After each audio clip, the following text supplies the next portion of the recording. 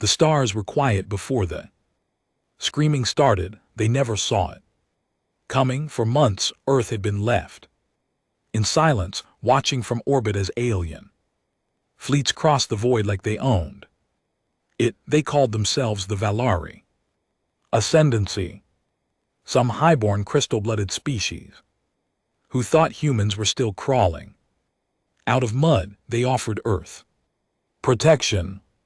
What they really meant was submission. Humanity declined, so they attacked. First, it was the mining colonies, Mars, then the shipyards near Europa. And finally, they burned the cities on Luna. Not just burned, glassified. Millions dead in an hour. They didn't even bother sending a message after. Just silence, the kind of silence that stinks of smugness. What they didn't know was this: Earth hadn't been sleeping.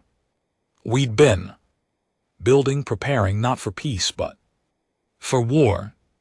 And now it was time to answer. Commander Roran, and yeah, he hated titles, stood on the bridge of the UNS Vindicator, staring at the tactical map. Hundreds of green blips hovered around his fleet, each one a warship designed in total secrecy. Stealth coatings, pulse disruptors, armor forged in Jupiters, gravity wells, every ship crewed by men and women who had nothing left to lose.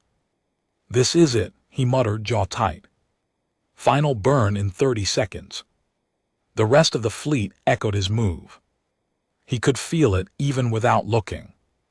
The tension, the rage, the pure human refusal to die quietly. The Valari had sent a message. Now it was Earth's turn. Target, his second in command asked. Roran's voice was still. Valari forward. Command. Asteroid belt sector C9. Full obliteration. No warnings, no mercy. Comms officer blinked. Sir, civilians. They didn't ask that when they bombed New Shanghai. Fire the damn engines. Order went through, and the fleet lit up. Like a comet storm, thousands of years of human warfare, pain, betrayal, strategy, vengeance, all boiled down into the moment the battle fleet breached the war zone. They dropped out of FTL in the middle of Valari space, what was supposed to be a safe sector, guarded by minimal defense, probably because the Valari thought humans were afraid. The first seconds were chaos to them. To Earth it was execution. Vindicator's main cannon punched straight through the Valari command tower, a weaponized asteroid station, and vaporized its entire upper decks. Plasma torpedoes flew from the flanks, targeting the hangars. Drones deployed in silent waves, slashing through comms arrays and life support modules. Within 4 minutes, the Valari fleet was reduced to debris and fire. Some tried to run. They didn't get far. Roran stood still as the lights flickered from the strain. The bridge shook, but he didn't flinch. He was too busy watching the kill feed. This isn't a counterattack, he said coldly. This is a message. No response from the Valari, not yet. But they would hear it loud and clear. Earth wasn't the frightened, backward little planet they thought it was. They kicked a dog and expected it to roll over. Instead, it bit their throat out. After the battle, the silence came back. But it wasn't the same. It was heavier, bloodier. The stars weren't peaceful anymore. They were watching. And Earth had just shouted something into the dark that couldn't be taken back. We are not prey, we are the goddamn predators now. The aftermath of the strike hung heavy across the bridge of the UNS Vindicator. Outside the viewport, the shattered husks of Valari warships drifted like dying stars, their polished exteriors cracked open, venting blue plasma and frozen bodies into the abyss. Silence was deceptive. It looked Peaceful, but anyone who understood war, real war, knew what followed wasn't peace, it was retaliation. Commander Rurin leaned forward, elbows on the command rail, eyes fixed on the feed from the recon drones. No RE transmission, no distress signals. Nothing. The bastards were probably too shocked to speak. Or maybe they didn't believe it yet, that humans had the nerve, the capability, and the cold fury to strike first and strike hard. Sir, message from Fleet Command came. The voice of his communications officer. Tension tight in his throat. Rurin didn't look away from the wreckage. Put it through. The screen flickered, then filled with the image of Admiral Tyron, a man who looked like he'd aged 20 years in the last 10. His face was pale, eyes sunken, the corners of his mouth tight with something that wasn't quite fear, more like burden.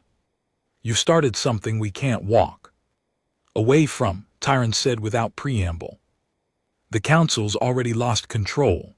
The Valari Senate's declared us an aggressive species. They're calling it a war crime." Rurin let out a dry breath, almost a laugh. "War crime?" he asked, voice low. "After what they did to Luna, after they turned civilians into ash, let them choke on the word, they're rallying their fleets."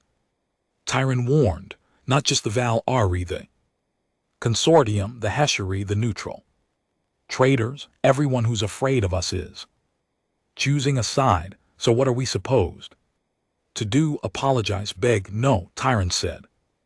And now his voice shifted, hardening. "We double down." Rurin nodded once, then, "Give me my next target." The next strike wasn't surgical, it was brutal. 3 more Valari outposts burned within the week. The fleet hit them like fire. Through paper, fast, silent, efficient. Human war doctrine wasn't pretty. It was never meant to be. It wasn't about honor or showing strength. It was about ending threats before they got the chance to escalate.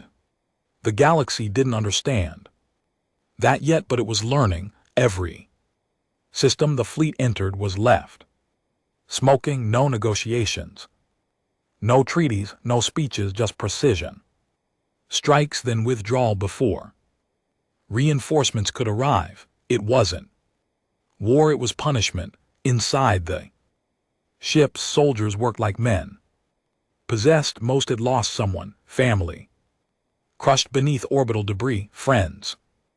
Vaporized in colony bombings. What fueled them wasn't patriotism or pride. It was something older, anger, loss, vengeance. Rurin kept quiet most of the time. He wasn't there to motivate anyone. They didn't need speeches, they needed results. Still, even he felt the weight start to build. Every night when the corridors of the Vindicator went quiet and the only sound was the soft hum of the ship's reactor, he stared at the old photo tucked inside his wrist pad, a woman's face smiling, holding a toddler.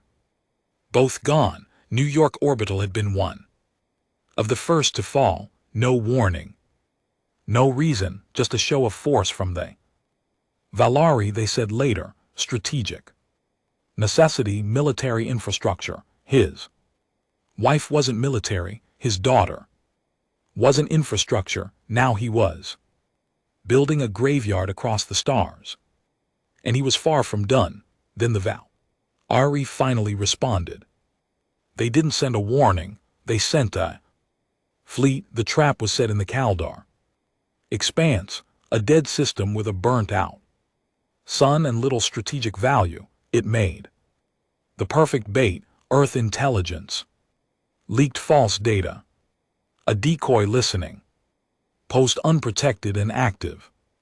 They waited and the Valari took it. 200 warships dropped out of slip space, weapons hot, formations tight. They Expected a slaughter, they got one, but not the one they were hoping for. As soon as the first Valari dreadnought moved into the expanse, the stars behind it lit up with blue fire. Earth's battle fleet emerging from hidden fold points, perfectly positioned for a surround. It wasn't a battle, it was a cull. The Valari tried to pull back. They couldn't. Human jamming tech once mocked as primitive locked their ships out of jump coordinates. Communications failed, shields dropped. Then came the kinetic bombardments. Tungsten rods fired at near light speeds, smashing ships like tin cans. Rurin didn't issue any last chance calls. He didn't offer surrender terms. He just gave one order: finish it. By the time the last Valori cruiser exploded, the stars over Kaldar were fogged with vaporized alloy and burning wreckage. Over 90% of the Valari fleet had been destroyed. Human casualties less than 24. The galaxy began to whisper a new name. In fear, Earth's fleet of silence. They struck without transmission, without demands, without mercy, and they never lost. But even as the victories piled up, something started to shift. The galaxy stopped treating them like a nuisance. They began to see Earth for what it really was: a threat, not because of the weapons, but because of the will. Humans didn't fight for territory or honor or expansion. They fought because they'd been wronged. And they remembered every name, every scream, every loss. Now even neutral systems began locking their gates. Ports that once welcomed human traders now flashed red with automated defenses. Treaties crumbled, alliances shifted. Earth was becoming a pariah, and Roan, he didn't care. Let them tremble, he muttered during the debrief with Tyron. They stood by when we burned. Let them watch when we rise. But the Admiral wasn't smiling anymore. There's intel that worries me, Tyron said, eyes grim. The Valari aren't taking more chances. They've activated their Black Shield division. Roran's face darkened. Thought that was a myth. It's not, Tyron replied. They're bringing in a command species. Something ancient, something we've never seen in combat. Then we kill that too. Tyron leaned forward, voice low. You don't get it, Roran. These aren't bureaucrats in armor. This is their extinction level counter-strike. They don't want negotiations. They want to erase us from the evolutionary record. Roran's fists clenched. Then let's show them how hard we are to erase. A week later, the first human outpost fell. Eden 9. A terraformed moon just inside the Triarch corridor. No military presence. Population of 40,000. It went dark in 7 minutes. Not destroyed, just gone. No debris, no transmissions, no escape pods. The scouts who found it couldn't even comprehend what they saw. A perfect sphere of silence where a colony used to be. It was like it had been erased from existence. The enemy had evolved, and humanity had just poked the real bear. Back on the Vindicator, the mood changed. Soldiers started sleeping in their armor. Officers read battle reports with glassy eyes. The horror of Eden 9 wasn't just about the loss.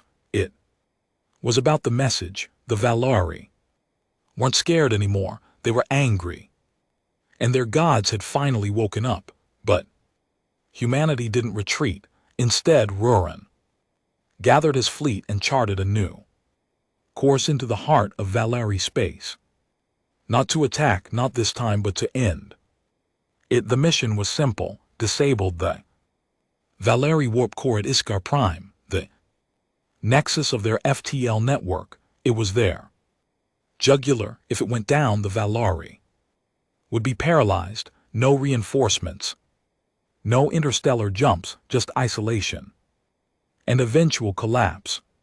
But getting there meant diving straight into enemy territory, past systems crawling with patrols, through wormholes distorted by black matter, and into a region no human fleet had ever touched. It was suicide. Roran didn't care. He gathered the fleet captains, 33 of them, the toughest bastards left alive in Earth's military, and laid it out bare. Some of us won't come back, he said, voice low. Hell, maybe none of us will. But if we pull this off, we stop them from doing to every planet what they did to Luna, to Eden 9. One of the younger captains asked, and if we fail? Roran didn't blink. Then we go out the way humans always have, fighting, not begging. They voted unanimous. The mission was green-lit, and the countdown to Earth's most dangerous strike began. There was no sunlight near Iskar Prime, only cold radiation and eternal shadow, the system's twin black dwarfs bathed everything in a pale corpse blue glow. Even the stars looked sick here, dead light scattered across the void like dust on an old tomb. UNS Vindicator led the fleet in, emerging from a collapsed wormhole, stabilized with risky jump tech stolen from a fallen Valari scout ship. The fleet sensors pinged the area constantly, but visibility was limited. Strange energy distortions made half the readouts flicker or fail. Even the A systems couldn't make full sense of the space. Commander Rurin stood at the center of the bridge, flanked by his key officers, his jaw tight as steel. The journey through hostile space had cost them 3 ships, 2 destroyed in ambushes, one self-scuttled to draw off a Valari interceptor swarm. They hadn't stopped, couldn't. This was the final knife. Status? Rurin asked, not taking his eyes off the slowly rotating mass ahead of them. Visual confirmation on Iskar core. 50,000 km out, said his second. It's larger than expected. Show me. Tactical map lit up, and every man on that bridge felt it. Iskar core wasn't just a station, it was a living fortress. The core structure looked like a twisted cage of black bone and metal, slowly pulsing with violet energy. It hung in space like a suspended organ, its shape asymmetrical and unnatural, built by minds that didn't care for symmetry or human logic. Dozens of Valari dreadnoughts orbited it like obedient insects, each one bristling with weapons Earth had never seen. This place wasn't built for defense, Roran muttered. It was built to terrify. And it was working.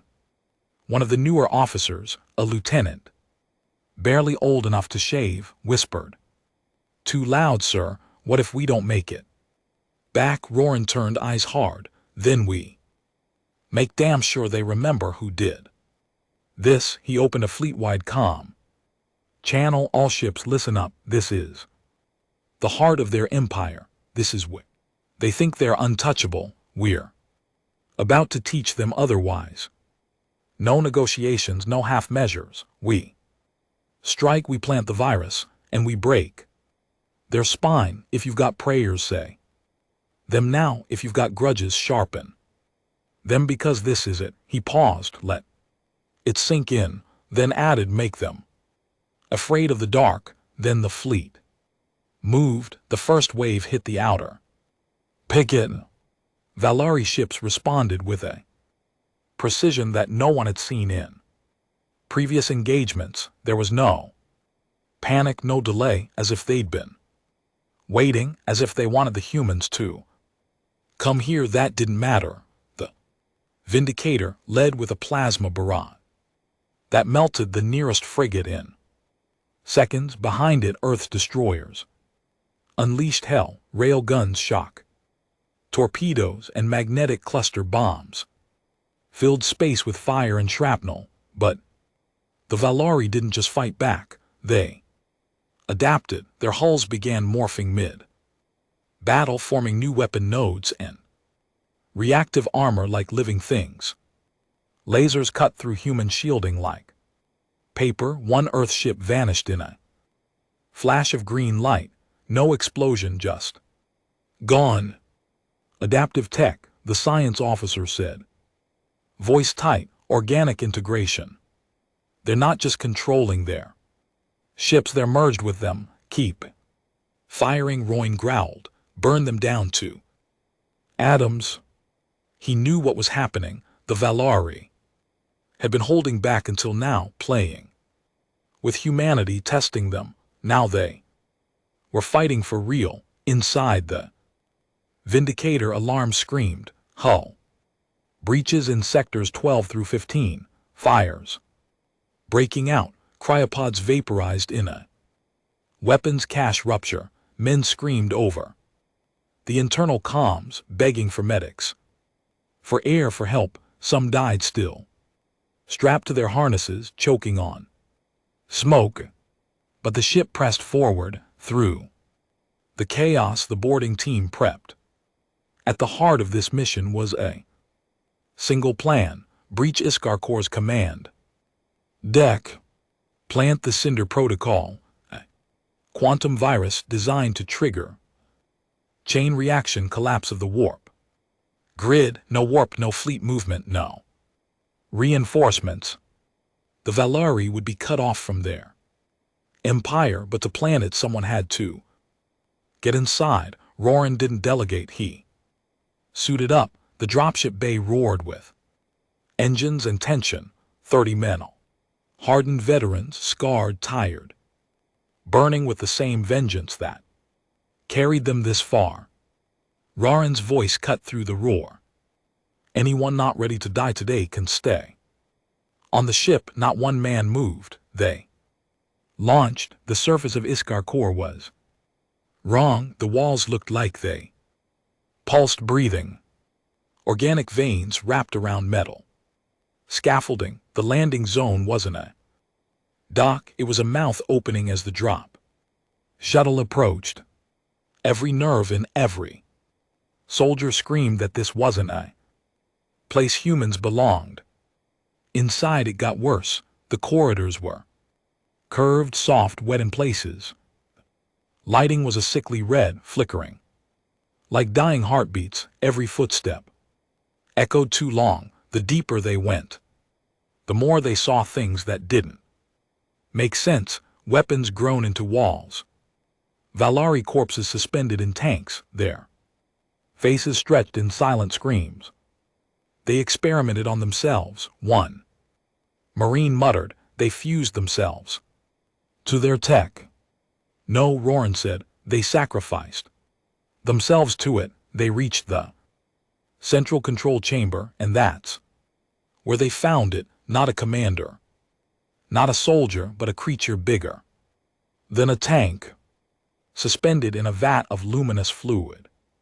It was part Valari, part machine, part something else entirely. Multiple limbs, eyes along its spine, and a spine that looked disturbingly human in shape. It opened its mouth and spoke, not in words, in memories. The men screamed, dropping to their knees, clutching their heads as the thing flooded their minds with images of loss, regret, guilt, dead children, broken families, all of it ripped straight from their thoughts and weaponized. Roran bit down, forcing his mind through the haze. It wasn't a creature, it was a psychic weapon, an artificial god, and it knew them. It reached into his brain, dragging up the face of his wife, his daughter, their last moments, her eyes as the orbital fire rained down, the smoke, the silence. It whispered, you are alone. Your species is alone, and it will die alone. Roran's hands shook, not from fear, but From rage, he slammed the injector containing the Cinder protocol into the main console. The creature screamed not with sound but with pressure. The entire station began to convulse, alarms in some alien frequency echoing. Down the halls the lights died, gravity buckled, the Marines grabbed the wounded and bolted for the exit. Roran stayed behind. He turned back, eyes locked on the screaming god beast behind the glass. You invaded the wrong species, he said. You should have checked history. He raised his pulse rifle and emptied the entire clip into the console for good measure. Then he ran. Station was collapsing, literally. The walls cracked, reality warping as the core's warp grid destabilized. Space-time bent, physics started to forget how to behave. Some Marines screamed as they fell through floors that weren't there anymore. Others were pulled into walls that weren't solid. The drop shuttle had to lift off before half the team was even aboard. Roran barely made it. Thrown in by one of his men as the hatch sealed, the ship blasted out of the collapsing station just as the warp core ruptured, releasing a wave of quantum energy that didn't explode. It erased, one by one, Val-Ari ships around the station. WK'd out, not destroyed but distanced from reality, pulled into some phantom layer of space where nothing returned. Iskar Prime vanished. So did half of Val-Ari space. The fleet, what was left of it, limped back through emergency jumps, systems fried holes, battered. Half the captains dead, but the message was sent. Earth wasn't a backwater anymore, it was a predator. And it just took out the jugular of an ancient empire with a plan, a fleet, and its bare goddamn teeth. The war should have ended, but it didn't. 3 days after the destruction of Iskar Prime, the galactic channels went dark, not from technical failure, from fear. All across the outer rim, neutral ports shut down, trade routes collapsed. Diplomats vanished. Species who had once watched the war from the sidelines now chose silence over diplomacy. Earth had pulled off the impossible. They'd severed the spine of an empire, but instead of bringing peace, it lit the galaxy on fire. Because in the absence of the Val-Ari, a new question echoed across the stars: what happens when humanity becomes the new threat?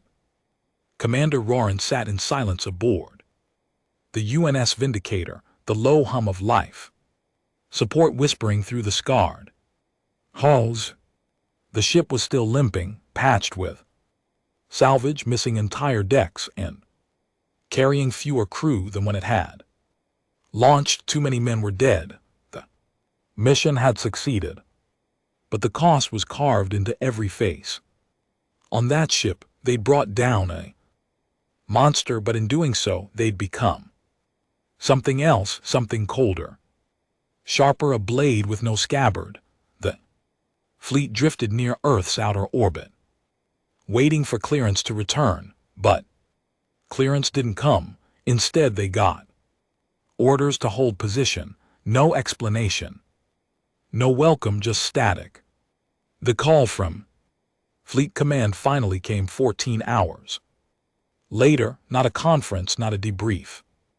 A direct order. Roran was to report alone. The shuttle ride down was silent, escorted by 2 automated centuries. No human pilots. That was the first red flag. The second was when he landed, not at the Central Military Dome in Geneva, but in a hidden base dug into the Greenland ice. He was met by a man who didn't give his name. Civilian clothes, mirrored glasses, an earpiece buzzing with encrypted feeds. "This way," the man said. "Who are you?" Roran asked. "I'm someone who thinks You've done enough damage for 1,000 lifetimes. They walked in silence through white corridors that smelled like bleach and fear. Then a door hissed open, revealing a room that looked more like a tribunal chamber than a command center. Inside were 6 people, fleet brass, civilian leaders, AI liaison reps. Not one saluted, not one greeted him. You disobeyed containment protocols, one of them said coldly. You launched a mission that escalated the conflict beyond scope. I executed the approved strike plan. Royne replied, jaw tight, you destroyed a species' most sacred construct. They destroyed our home world.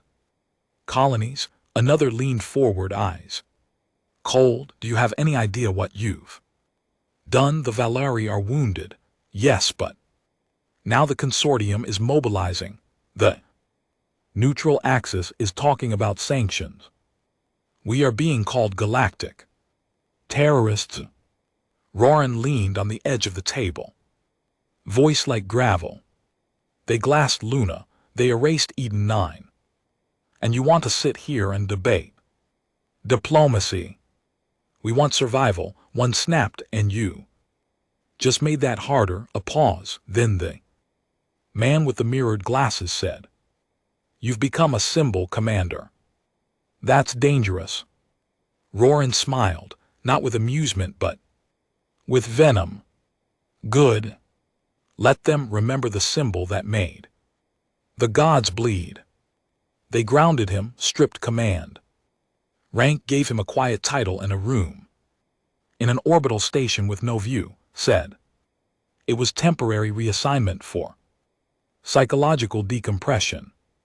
It was exile. The media told a different story. The headlines praised the victory, but buried the consequences. The battle footage was dode. Civilians were fed a clean version. Heroes returning from a noble mission, not the truth, not the blood, not the horror, not the goddamn living fortress full of screaming alien minds. They cleaned it all, even his name. Commander Roran was mentioned once, then forgotten, but the men who came back with him remembered, and they didn't stay quiet. It started as whispers, stories told over drinks in battered pubs orbiting Titan, stories about how Fleet Command wanted them to lose, about how Earth had been planning a forced peace all along, thinking if the Valari burned Earth little, the galaxy would protect them out of pity. But Roran's fleet hadn't failed. They'd done what no one expected, and now Earth was afraid of its own soldiers. Small groups of veterans began disappearing, not dying, just gone off the grid, leaving behind gear, families, pensions. Some called them deserters, but Roran knew better. They were gathering because something else had begun, a quiet movement without banners, without leaders, without politicians, just a single unifying belief: never again. Meanwhile, across the galaxy, the Valari did not die, they changed. The destruction of Iskar Prime shattered the core leadership, yes, but something worse emerged from the ashes. The Ethan, a cult forged from surviving Valari who fused with the remaining warp tech, creating a new doctrine. Fear is the new order. No more diplomacy, no more empire building, only extinction-level war for every system. The humans took, the Etherin retaliated by unleashing horrors previously forbidden by Valari law: bioplasmic storms, time disruption bombs, planet-eating nanosarms.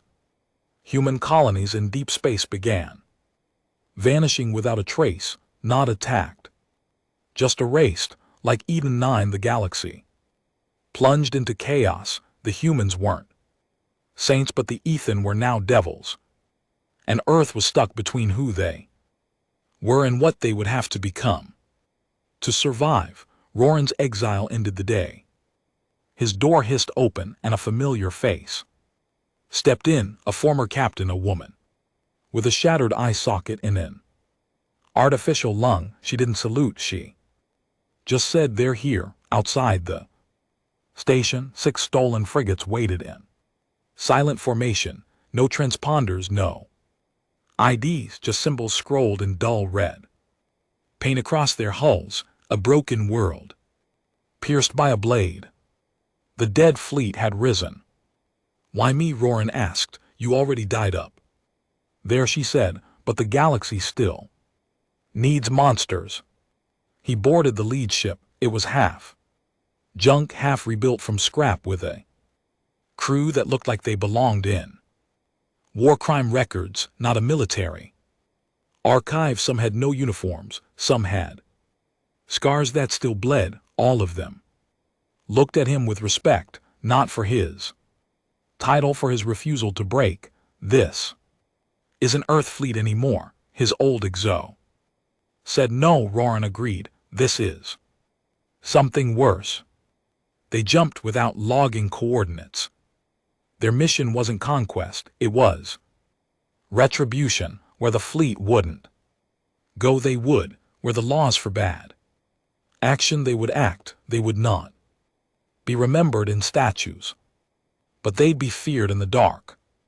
Because war had changed, and Earth, if it wanted to survive, would need the kind of soldiers they tried to bury. Roran looked out at the stars, hands behind his back, voice low and deadly. "They wanted monsters," he said. "Let's give them nightmares." There was no chart for the part of space they entered, no records, no nav buoys, no signals. The maps just called it black reach, a region so far beyond the trade lanes and warp corridors that even pirates avoided it, not because of radiation or gravity wells, because of what had been buried there.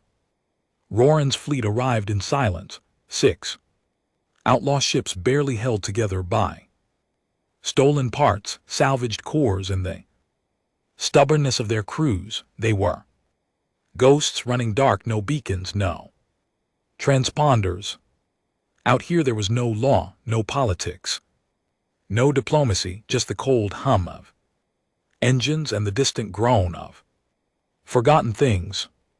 Inside the command deck of the Barrowarn, Roran stood before a tactical display that barely worked. It flickered, glitched, spat static every few seconds, but that didn't matter. They hadn't come for a clean fight, they'd come for information, and they were following a whisper, literally a dying Valari prisoner burned half to bone during a failed retaliation strike near the Epsilon Rift. Had said just 2 words before he died. Ethan's grave. Most of the crew had taken it as gibberish, but Roran, he knew better. That wasn't the name of a tomb, that was a location. And if the Ethan, the reborn Valari cult, had grave, then whatever was buried there was either something they feared or something they were trying to wake up. The fleet passed through 3 dead systems. The first was a husk, a binary sun system with shattered moons and frozen oceans. No signs of life, no movement, just planetary scars that looked like they were carved by tools the size of cities. The second system was worse. There were signs of terraforming, half finished cities made of bone-like metal, vines of copper threading through stone.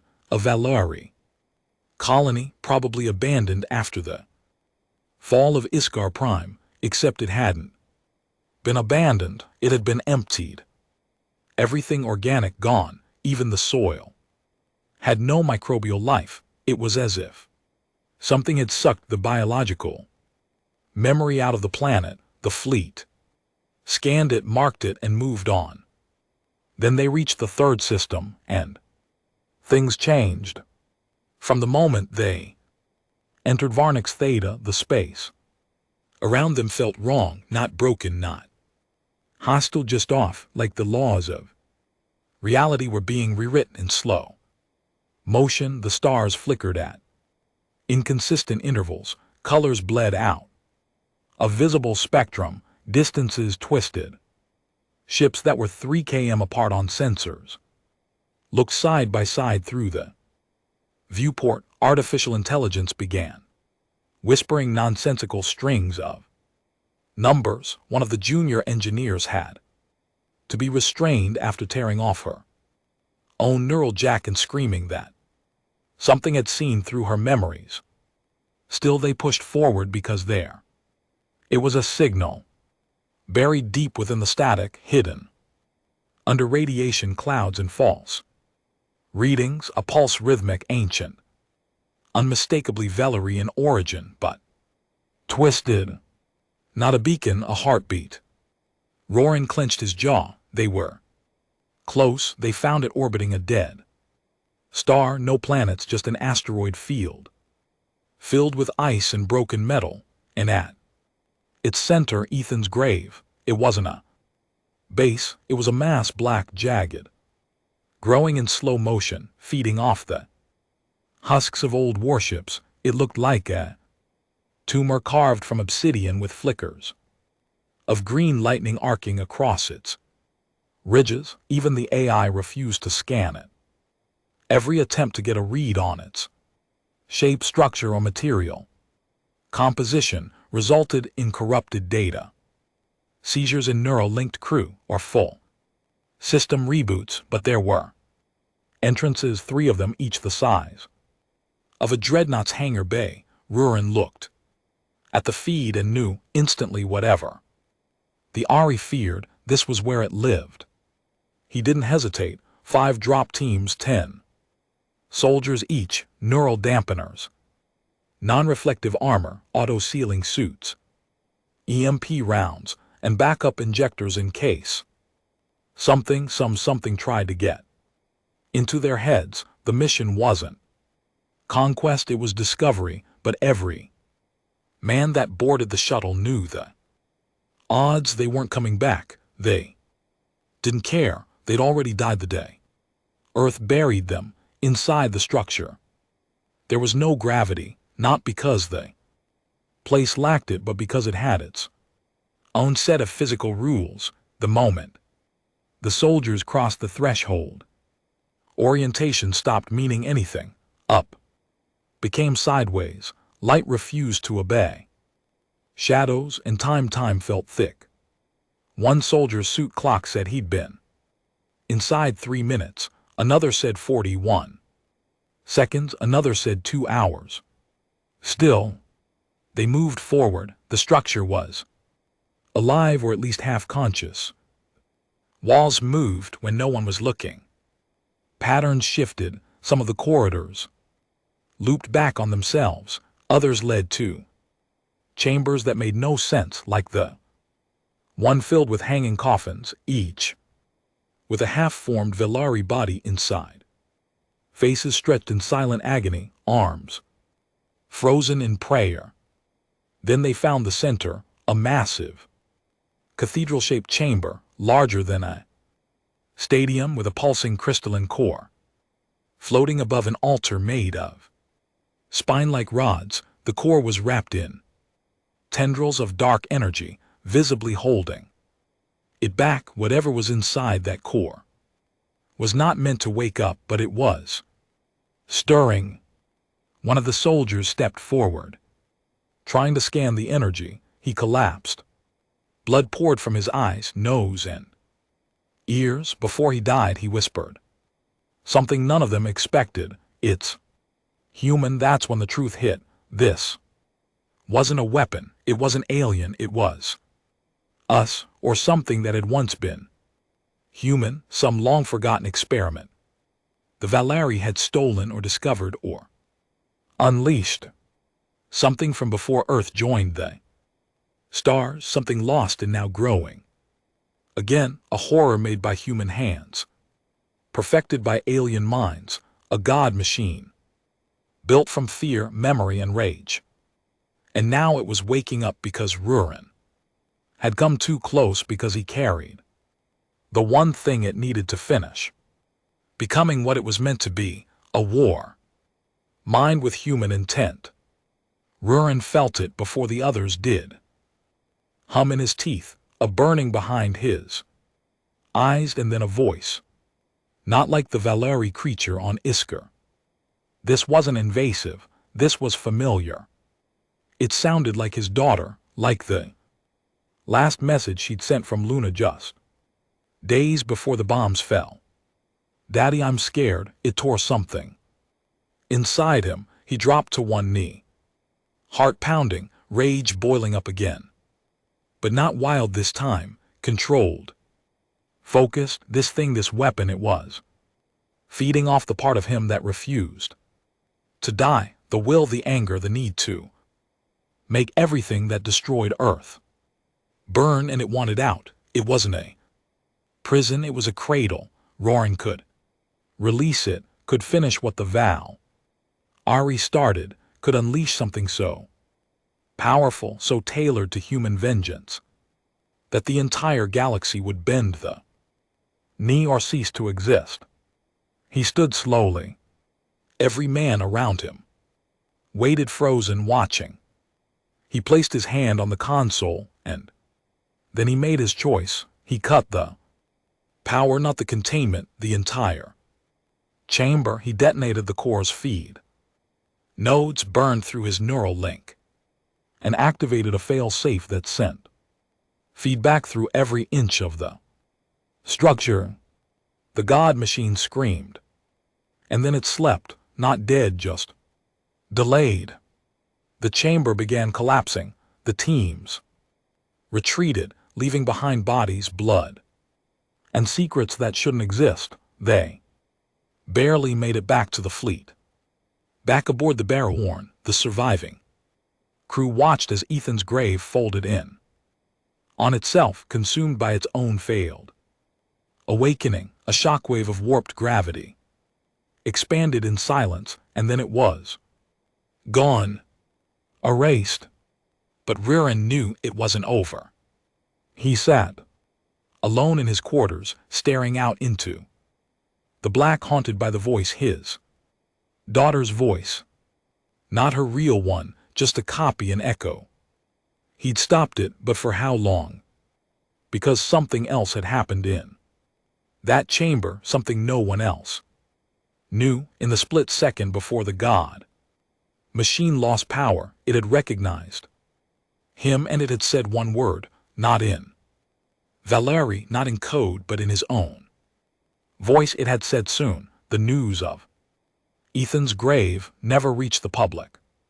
Not through the networks, not through military briefings. It was erased, deleted at the source, buried in a sea of fabricated data leaks and rewritten logs to the rest of the galaxy. Rurin's fleet was still off the grid, presumed dead or defected. Earth claimed plausible deniability.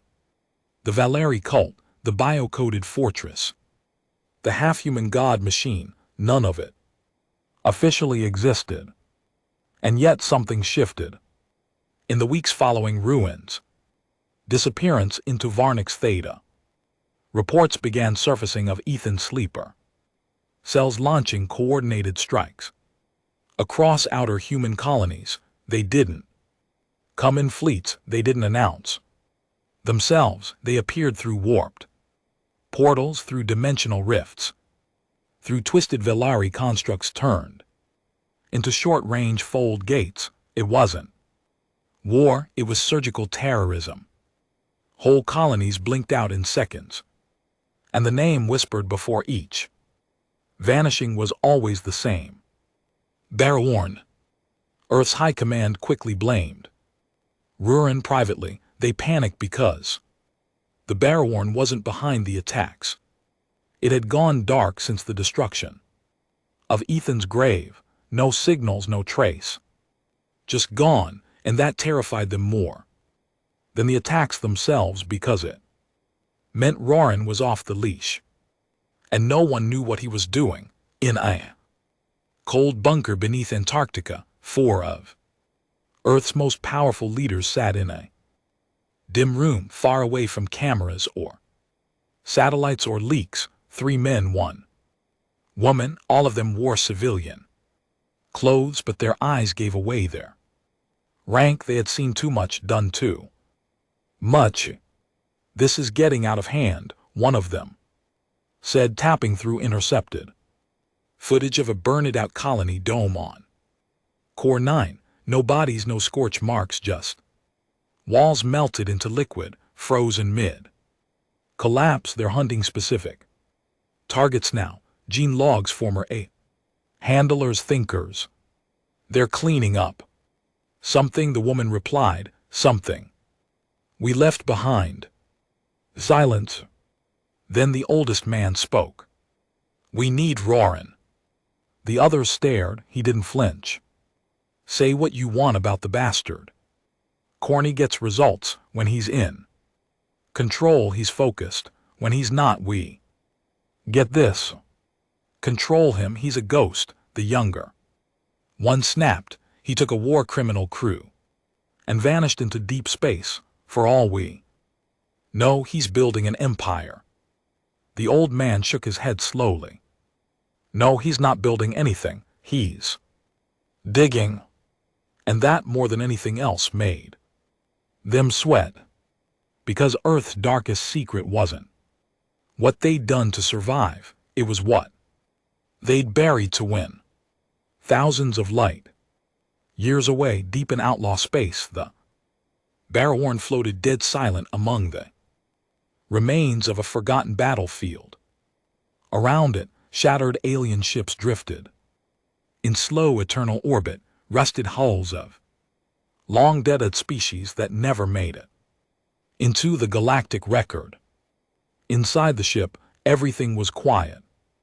But no one was idle. Roran sat in his command chamber, helmet off, eyes hollow, a data pad flickering with old records he'd been searching for weeks. Not planets, not enemies, but himself. Ever since the voice at Ethan's grave called his name, something had cracked. Not broken, just shifted. He felt it in the way his dreams played on loop, in the way the gravity on his ship felt slightly wrong, like the walls remembered another configuration, and in the back of his mind something was always humming, low, persistent, familiar. It wasn't a voice, it was a signal. That night it changed. He was alone, reviewing failed scans from the Core 9 incident when the signal spiked. Not on comms, not in the ship systems. In his own head, his eyes snapped open. Lights in the chamber dimmed, not from power failure, but from intentional dimming, as if the ship itself had been waiting. Then the feed changed. A single line of text appeared across his pad. "You should have let me wake." Roran didn't move. He didn't panic. He just whispered, "You're not ready." Another line, "And neither are they." He stared at the screen. Then slowly he began typing. No commands, no threats, just a question. "Why do I hear you?"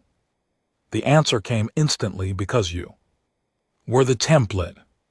He didn't sleep after that, didn't speak to the crew, didn't eat for 2 days. When he finally called a briefing, his officers expected a new strike plan.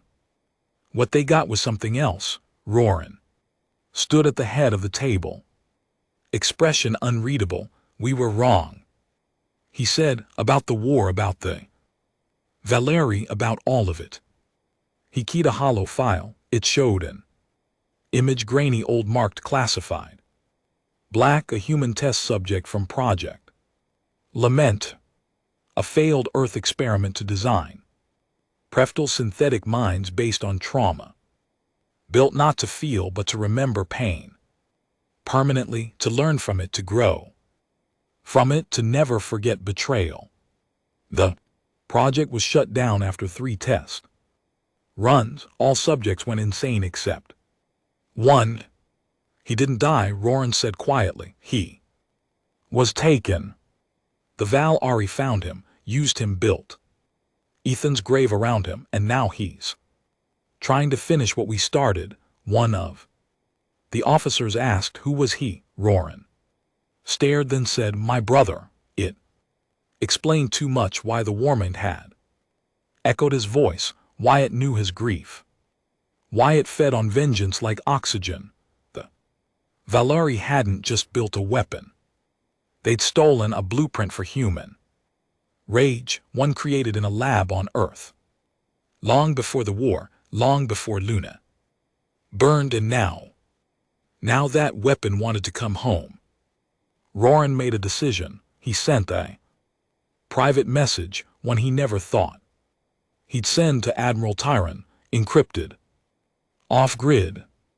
No official stamps, just a few words. You buried my brother, then you buried me. I'm coming back, not to burn Earth, to save it, because something is coming that doesn't care whose side you're on, and it remembers everything.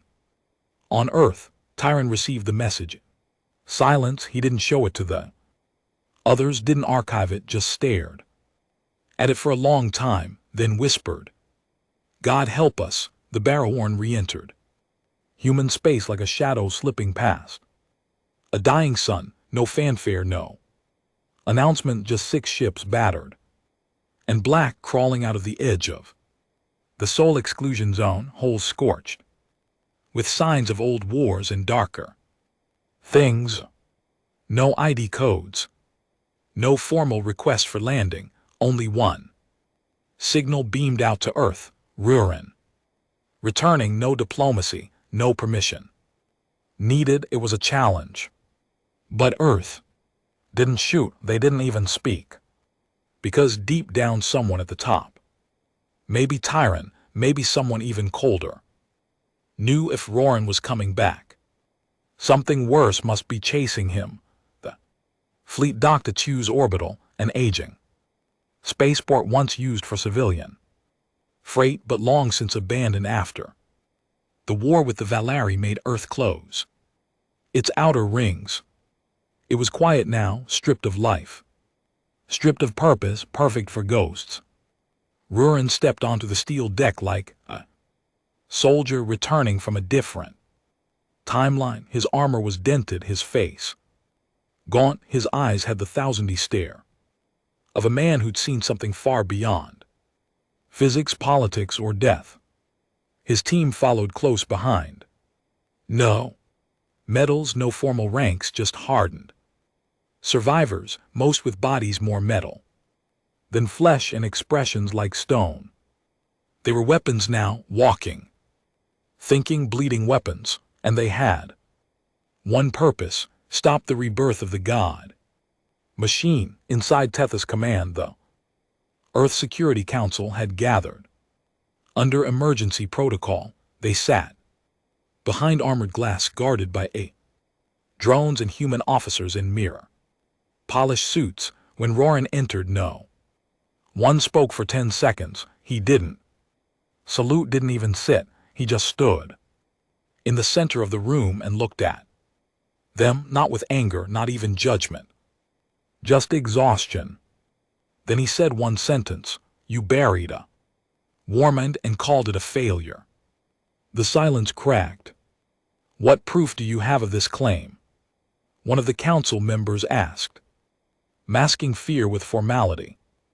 Roran tossed a data spike onto the table. It lit up instantly, projecting hollow footage from Ethan's grave, the impossible corridors, the half Val-Ari coffin, the central cathedral with its pulsing core. It showed the moment they, being inside the containment chamber, spoke not in words but in memories. Not just any memories, Roran's. They watched it replay: his daughter's voice, his wife's laughter, his own training. Footage from 2 decades ago, echoing back through an alien mouth. Then came the final moment, the whisper: soon. The council palled, But Roran wasn't done. This thing was human once, he said. You built it, called it Lament 9. You fed it grief, trauma, war. You thought it would become the perfect strategist. It became a demon, and when it broke containment, you didn't destroy it. You sold the failure to the Valari, called it a black budget exit. Let them think it was your trash. He pointed at the flickering image. They turned it into a god. A pause. Then Admiral Tyron, watching from the side, finally spoke. Why didn't it kill you? Roran's voice dropped. Because I'm the only one it remembers. The room fell into chaos. One council woman stood and demanded Roran's immediate arrest. Two others called for lockdown protocols. A fourth began screaming about galactic tribunals and war crimes, but Roran just watched them, like a man watching children argue while the house burned behind them. Then the emergency alarm sounded and everything went quiet again. An AI voice echoed through the chamber. Unauthorized spatial breach detected near Martian orbit. Object has bypassed orbital defenses. Interference suggests high temporal distortion. The room turned red. Roran smiled, not from joy, but because he knew it had begun. It's here. The entity didn't arrive in a fleet. It didn't need ships. It came in a storm. At first, it looked like a dust cloud drifting through Martian orbit, harmless, slow-moving like solar debris. Then it began to expand and pulse and hum, not through audio channels, through mind space. Anyone neural to planetary networks felt it immediately. A pressure behind the eyes, a taste of ash on the tongue, and a vision of something screaming without sound. It wasn't a message, it was a claim, and it came with a name. I am the first remembrance. You forgot me, but I never forgot you. Come and kneel or come and die. Within 20 minutes, 4 Martian defense satellites melted. Not exploded, not hacked, melted, turned to slag mid-orbit, their alloys destabilized by invisible pulses of memory warping energy. Rowan watched it from the Tethys feed. He didn't blink. He just turned to Tyron. You built it to never forget pain. And now it's making sure none of us ever do again. Earth responded hard. Fleets mobilized, strike ships deployed, orbital lasers charged, generals barked. Orders from war rooms filled with urgency and panic, but none of them understood what they were fighting. This wasn't an invasion. It wasn't even a declaration of war. It was a reckoning. Because the God machine didn't just destroy hardware. It didn't just kill soldiers. It reached into minds, twisted memories, weaponized regret. The first casualty wasn't a ship. It was a captain of the UES Shatterwake who turned his gun on himself after the machine showed him every civilian death he'd ever authorized on loop in perfect detail for 12 straight seconds. Dozens followed. Some screamed, some begged, some just walked into space. And still the being didn't fully manifest because it wasn't done remembering. Roran stood in front of the council. Again, this time they were the ones listening.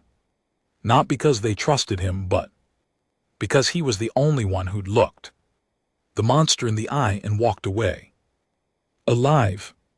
We can't fight it with ships, he said. You try to shoot it, it shows you your worst sins.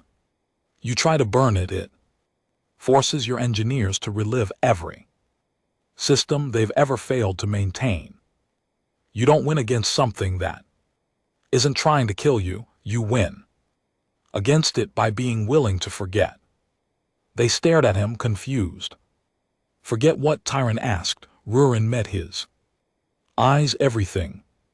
His plan was insane and everyone knew it, but it was the only option. Project Eraser, a one-time use full-scale memory blank protocol designed in the event of existential AI collapse, not physical, psychological, a deliberate, controlled burn of collective knowledge across neural-linked infrastructure. History, logs, military kills, traumas, scars. It would erase pain, but it would erase context too. The God machine would have nothing to feed on, and it would become dormant, confused, alone, because it couldn't attack what couldn't remember attacking it. It was revenge incarnate, and revenge needs memory.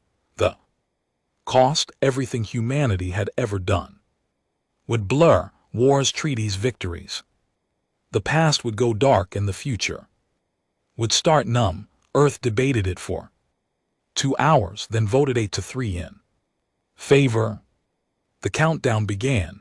Rurin watched the skies darken. The Martian orbit storm had grown, not massive, not fast, just inevitable.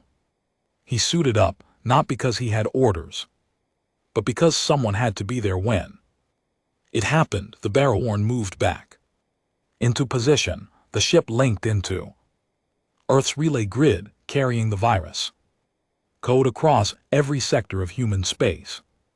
Then the signal was armed. 5 minutes. One final message flashed through Earth systems, written not in military code, not an AI interface, but in Rurin's handwriting. We're sorry, but we won't feed you anymore. You can starve. Then he pressed the button and the lights went out. The moment the signal went out, the universe dimmed, not in light, in meaning, across every Earthling system. The Project Eraser pulse surged through satellite arrays, neural hubs, military AIs, data libraries, civilian implants, and war archives. It didn't fry systems, it didn't blind fleets, it simply forgot. Wars once recorded in exacting detail now showed as corrupted logs. Names of heroes became fragments. Coordinates of old battlefields disappeared like dust from an open hand. Tactical AI that once advised war commanders now stared blankly at questions it no longer understood, and, more importantly, the grief was gone.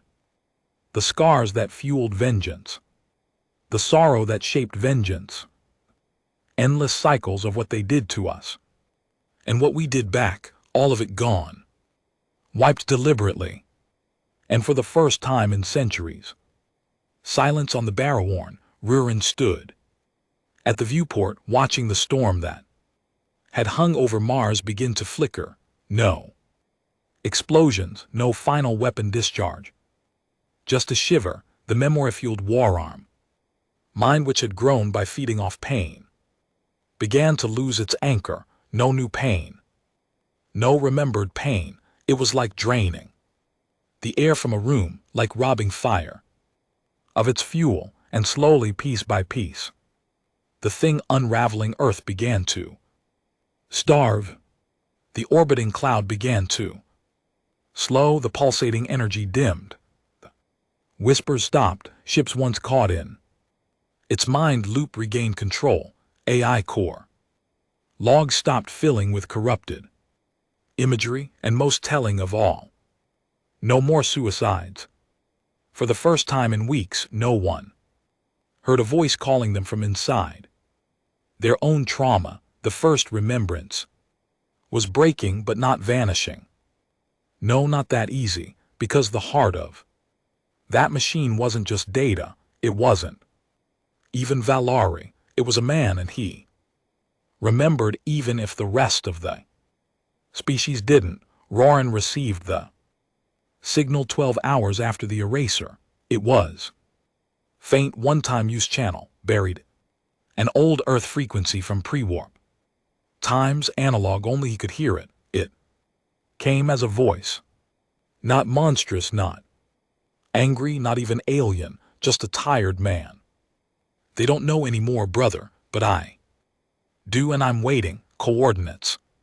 Followed, deep space, no warp lanes, no backdoor entries, a single rock not even large enough to be classified as a moon. It had a name once, Hades 3. An early black site from the first days of Earth's AI experimentation. Decommissioned, forgotten, which made it the perfect place for something that should never have existed. Roran didn't tell the crew where he was going. He left a final message with the exo. Encrypted, unlocked only if he didn't return. He took a single ship, a stealth scout retrofitted with isolation shielding and no AI core, pure manual controls, no network, no echoes. He flew alone. He landed alone.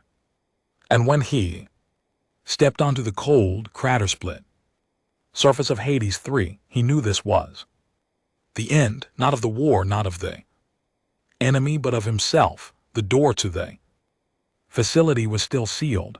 The codes still worked. His handprint was accepted, though he hadn't used it in decades. The elevator descended deeper than any surface scan suggested. Walls were covered in failed warnings, blinking lights, and incomplete log entries corrupted beyond repair. At the bottom, a corridor, and at the end of the corridor, he looked the same. No armor, no machinery, just a man sitting in a chair, skin pale, hair white, eyes flickering with soft green light. Valari. Neural threads woven into human synapse. Rurin stopped. No weapon, no speech. Just silence. The man smiled weakly. Do you remember me? Roran nodded. I never forgot. Shame, the man said. You would have slept better. Roran approached slowly, every step echoing like a gunshot in the dead facility. You're the first remembrance, he said. His brother, once named Ellen, shook his head. No, that was the name they gave me. That was the title I earned, but I was Lament first. You know that. You helped make me. And that was the truth no one else knew.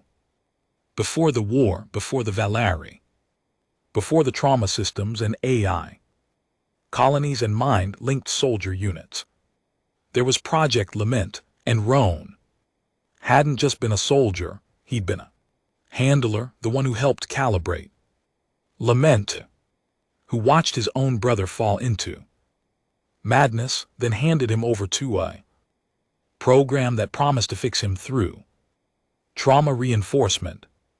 I thought they'd help you, Rowan whispered. Ellen smiled sadly. They did, just not in the way you imagined. A long pause. You killed it, Ellen said. The Warmond, the thing I became. I starved it, Roaring corrected. It's still there. Ellen nodded slowly. Yeah, I can feel the emptiness. It's like forgetting why you're angry but still needing to punch something. Roran stepped forward. I came to end it. Ellen stood. No threats, no anger, just acceptance. I know they fought, not with fists, not with weapons, with memories. The old facility had a neural echo chamber built for deep linking minds and synchronized trauma exploration, a place where handlers and subjects could share emotion, loss, guilt, and try to rebuild a human psyche. Instead, it became their arena. Roran stepped in first. Ellen followed, and inside the echo chamber, they saw it all, not just the war, not just Ethan's grave, not just Earth's sins, but their own. Roran saw the day he walked away from Ellen's treatment room, choosing a promotion over staying with his brother. He saw the form he signed authorizing the transfer of Lament 9 to the Valerie under a hidden clause marked experimental salvage rights. He saw his brother's face the day the door closed between them, Scared but silent, Ellen saw Roran holding his daughter's broken body on Luna. Whispering apologies, he saw the rage, the need for someone to blame, and he saw himself become the perfect vessel for that rage. Not because of the Villari, not because of programming, but because all he'd ever wanted was for Roran to say, "I shouldn't have left you." And when Roran finally whispered that, everything broke. Outside, the crater pulsed, a low tremor rocked the planet. On Earth, the last remnants of the Warmind signal began to fade, not collapse, not explode, just disappear, like grief finally exhaled. The fear in deep space gone. Whispers silenced. And on Hades A3, Roran stood alone, beside a chair holding nothing but ashes. Ellen's body had collapsed. No tech, no remains, just silence. When Roran returned to the Barrowarn, he didn't speak of what happened. He handed the Exo the final encrypted message and said, "Burn it." They asked what they were now. If the war was over, if they were still soldiers. Roran looked out at the stars, emptier than ever, and said, "Only were the memory they tried to forget, so we'll be the ones who remember it right." Then the Barrowarn turned toward the edge of known space, not to conquer, not to avenge, but to guard, because Earth had chosen to forget, but someone still had to watch. The